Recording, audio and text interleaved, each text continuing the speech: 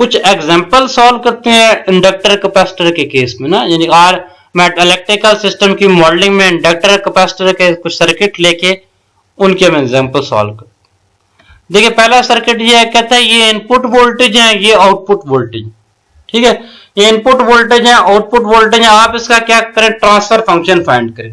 Transfer function क्या होता है, आउटपुट बाय इनपुट। आउटपुट क्या है, वी आउट और V in, V out by V in find करना है।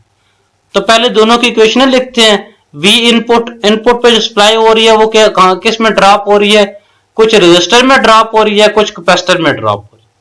तो V I is equal to I R plus 1/c integral of I D T, ठीक है ना।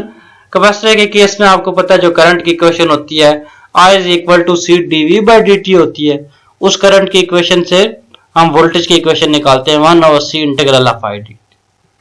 इसी तरह आउटपुट के जो वोल्टेज है वो कौन से हैं, जो कैपेसिटर के क्रॉस वोल्टेज है, V out is equal to 1/c integral of I D T. दोनों इक्वेशन निकल आई, दोनों साइडों का लैप्लास ले लेते हैं, ठीक है।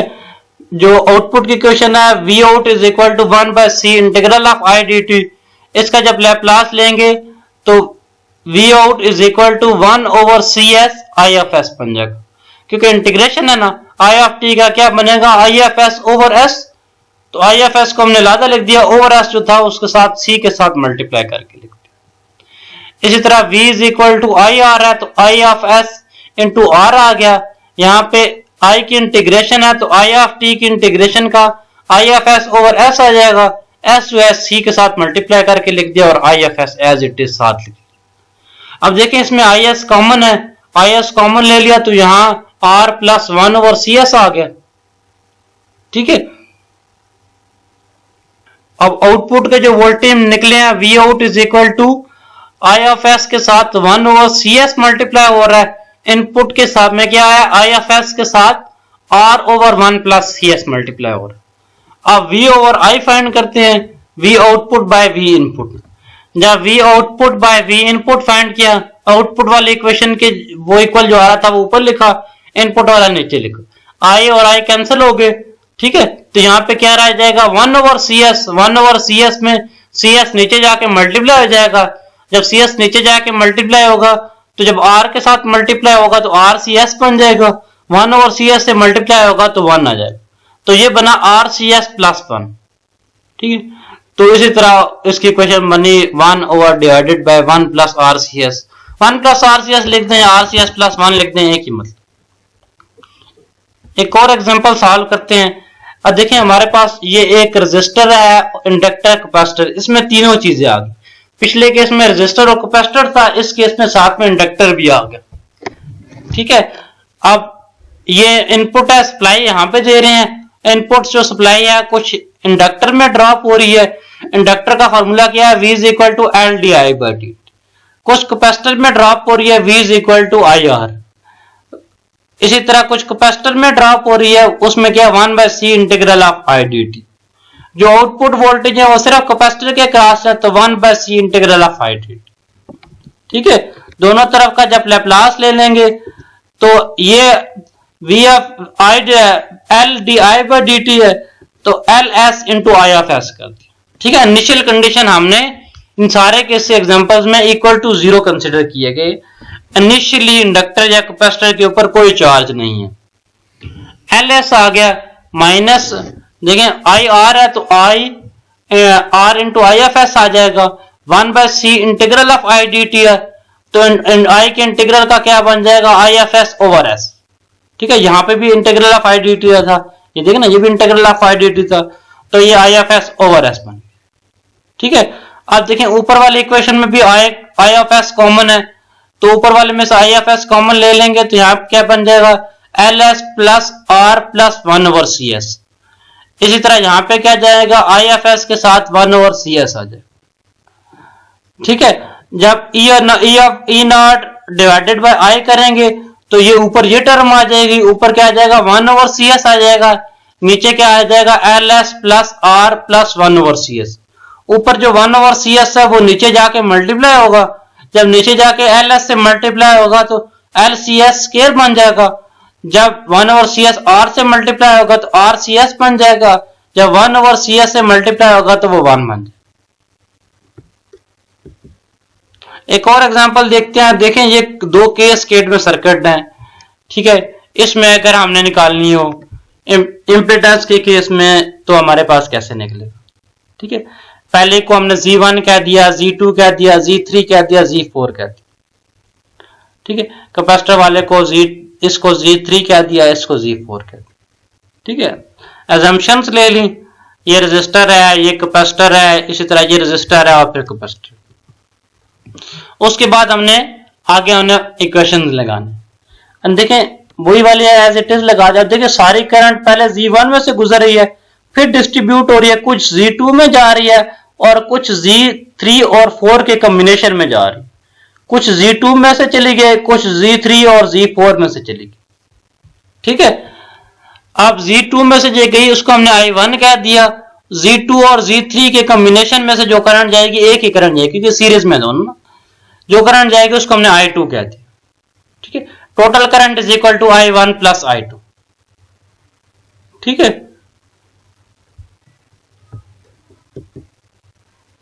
आगे चलते हैं। अब उसमें देखें, अच्छा इसमें आप पहले करंट डिवाइडर देख लें। अगर देखें हमारे पास टोटल करंट I है, I1 निकालनी है तो इन दोनों को ऊपर रख के नीचे सम ऑफ ऑल करना पड़ेगा। इसे ये नीचे देखें, अगर I1 निकालनी है तो Z3 और Z4 को ऊपर रख के नीचे Z2 plus Z3 plus Z4 करना पड़ेगा। इसी तरह I2 निकालनी है, ये वाली करंट निकालनी है तो इसको ऊपर रखेंगे, नीचे सम ऑफ बोथ कर देंगे। ऊपर Z2 आ जाएगा, नीचे क्या आ जाएगा Z2 plus Z3 plus Z4, Z2 divided by Z2 plus Z3 plus Z4, ठीक है। यहां तक सही है। अब इनपुट वोल्टेज और आउटपुट वोल्टेज की स्टोरी में आपको समझाता हूं। अब देखें ये आउटपुट के जो वोल्टेज हैं, ये वाले वोल्टेज है ना, इस जगह के ऊपर वोल्टेज कौन से हैं? I2 के साथ अगर Z4 मल्टीप्लाई करे तो वो जो वोल्टेज बनते हैं आउटपुट वोल्टेज बनते हैं, ठीक है ना। इस पॉइंट के ऊपर V is equal to I into Z, तो I इसमें क्या I2 है, Z क्या Z4 है, तो आउटपुट वोल्टेज क्या बनेंगे? Z4 के साथ I2 मल्टीप्लाई करते, Z4 के साथ I2 की वैल्यू क्या है, ये वाली। Z4 के साथ ये I2 मल्टीप्लाई कर दें, ये वाला सारा डाल दें। Z4 के साथ I2 की वैल्यू क्या है, Z2 divided by Z2 plus Z3 plus Z4, ठीक है। Z2 पहले ही था, ये Z4 यहां मल्टीप्लाई हो गया, ये वाला आ गया, और साथ में Z2 plus Z3 divided by plus Z4 और साथ में I करंट ये वाली आ गई। इनपुट के वोल्टेज चेक करें। इनपुट के वोल्टेज यहाँ पे जो सप्लाई वोल्टेज है वो अगर चेक करें तो V is equal to IZ plus अगर ये वाले वोल्टेज ले लें या ये वाले ले लें, ये आसान है क्योंकि इसमें एक ही वैल्यू है। तो V is equal to IZ1, ठीक है ना, जो टोटल वोल्टेज होंगे यहाँ पे ये वाले, और ये दोनों तो पैरेलल में है, इन दोनों के वोल्टेज एक जैसे होंगे। ये IZ1 और I1Z2, इनपुट वोल्टेज क्या आ जाएगा? Z1 के साथ I मल्टीप्लाई कर दिया, Z2 के साथ I1 मल्टीप्लाई कर दिया, Z1 के साथ I मल्टीप्लाई कर दिया, Z2 के साथ अब I1 मल्टीप्लाई करना है तो I1 की ये वाली सारी वैल्यू रख दी, I1 की ये वाली वैल्यू सारी रख दी, तो यहाँ पे क्या आ जाएगा? I1 की जगह आ जाएगा Z3 plus Z4 divided by Z2 plus Z3 plus Z4, ठीक है। इसके साथ Z2 मल्टीप्लाई है, Z2 एज इट इज लिखते साथ। I दोनों में कॉमन आ गया, दोनों में कॉमन लेके लिखते। अब output voltage divided by input voltage करेंगे। आउटपुट वोल्टेज ये है, इनपुट वोल्टेज ये है। आउटपुट ये ऊपर रख दिया और इनपुट ये नीचे रख दिया। I और I कैंसिल हो जाएंगे क्योंकि दोनों ऊपर और नीचे वालों में से कॉमन है, ठीक है। बाकी हमारे पास इक्वेशन ये बनेगी। देखिए जब ऊपर आ जाएंगे तो Z4 plus Z2 Z4 divided by Z2 plus Z3 plus Z4 ऊपर आ जाएगा। नीचे क्या आ जाएगा? Z1 प्लस Z1 के साथ प्लस क्या आ जाएगा? Z2 प्लस Z2 के साथ Z3 प्लस Z4 आ गया।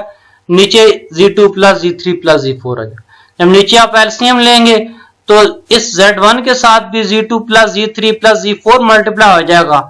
अब क्या हो जाएगा, एंड पे ऊपर वाला डिनोमिनेटर और नीचे वाला डिनोमिनेटर आपस में कैंसिल हो जाएंगे। अब उसके बाद एक आखिरी स्टेप रह गया, वो ये कि Z1 और Z2 Z3 की वैल्यूज क्या थी वो ऐड करनी है। Z1 Z2 Z3 4 की वैल्यूज क्या थी, ये वाली, ठीक है।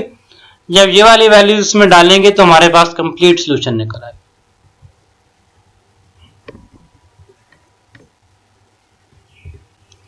एक लास्ट एग्जांपल सॉल्व करते हैं। अब लैप्लास ट्रांसफॉर्म की मदद से हमने फाइंड करना है v of t at t greater than 0, ठीक है। t की वैल्यू जब ग्रेटर देन 0 के ऊपर हो तब हमने v ऑफ t की इक्वेशन फाइंड करने हैं, जबकि t इज इक्वल टू 0 के ऊपर ये इस जगह से शिफ्ट होके इस जगह लगा दे। इस जगह से शिफ्ट होकर जब इस जगह लगा दिया जाता है तो ये डिस्चार्जिंग वाला सीन, ठीक है। डीसी सप्लाई लगी हुई है, कैपेसिटर लगा हुआ है, और जब t इज इक्वल टू 0 के ऊपर था तो यहाँ पे चार्ज हो रहा था। t इज इक्वल टू 0 से पहले पहले चार्ज हो रहा था 0 के ऊपर, जब यहाँ शिफ्ट हो गया नीचे तो डिस्चार्जिंग वाला सीन है कैपेसिटर का, उसके केस में वोल्टेज की इक्वेशन निकाली, ठीक है। डिस्चार्जिंग के केस में जब ये यहां से इधर शॉर्ट हो जाएगा तो क्या आ जाएगा, ये यहाँ पे रेजिस्टर आ जाएगा सीधा सीधा, आगे एक कैपेसिटर आ गया और एक रेजिस्टर आ गया। रेजिस्टर आ गया सीधा सीधा और एक कैपेसिटर और एक रेजिस्टर था।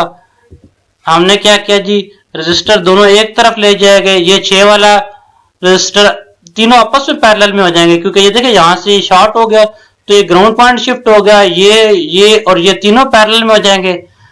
6 वाला रेजिस्टर, फिर कैपेसिटर, फिर 3 वाला रेजिस्टर।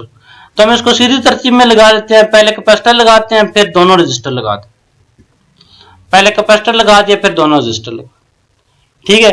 कैपेसिटर में I is equal to C D V by D T होता है चार्जिंग के केस में, और डिस्चार्जिंग के केस में वो स्लोप कम हो रहा होता है, तो I is equal to minus C D V by D T, ठीक है, नेगेटिव साइन होता है यहाँ। इसी तरह सिंपल वोल्टेज की इक्वेशन क्या होती है, V is equal to I are.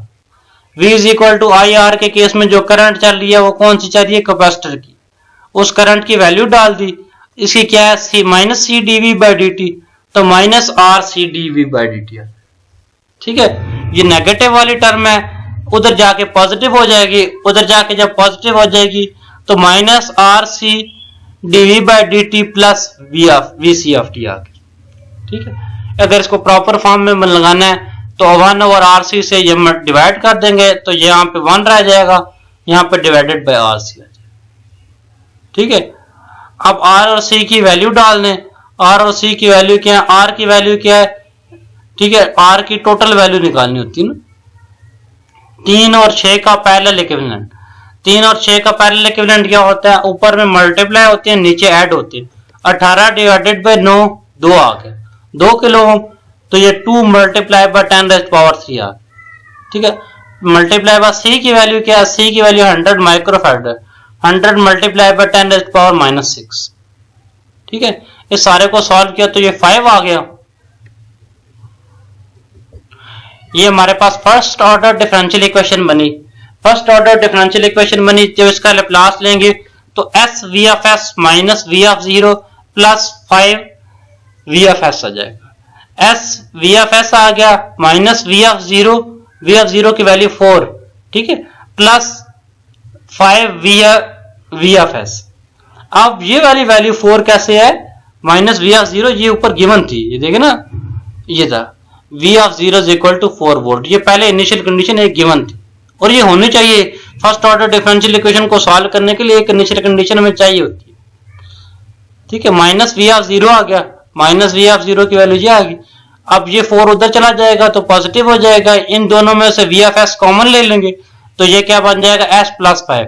s plus 5 इधर मल्टीप्लाई हो रहा है तो उधर जाके डिवाइड हो जाएगा, तो ये बनेगा 4 डिवाइडेड बाय s प्लस 5, ठीक है। इसका इनवर्स लैप्लास लेंगे तो 4 कांस्टेंट है, 1 ओवर s प्लस a का क्या होता है, e रेज़्ड पावर -8t, तो 1 ओवर s प्लस 5 है तो e रेज़्ड पावर -5t आ जाए, ठीक है।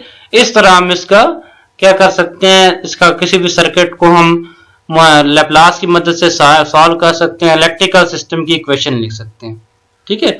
आप करंट ट्यूटोरियल्स को सब्सक्राइब कीजिएगा और बाकी जो चीज़ें देखनी हो आपने इस तरह के रेलेवेंट या हमारे प्ले लिस्ट में जाके डिटेल से बाकी चीज़ें सारी देख सकते हैं, मुख्तलिफ टॉपिक्स के ऊपर बने हैं। Thank you.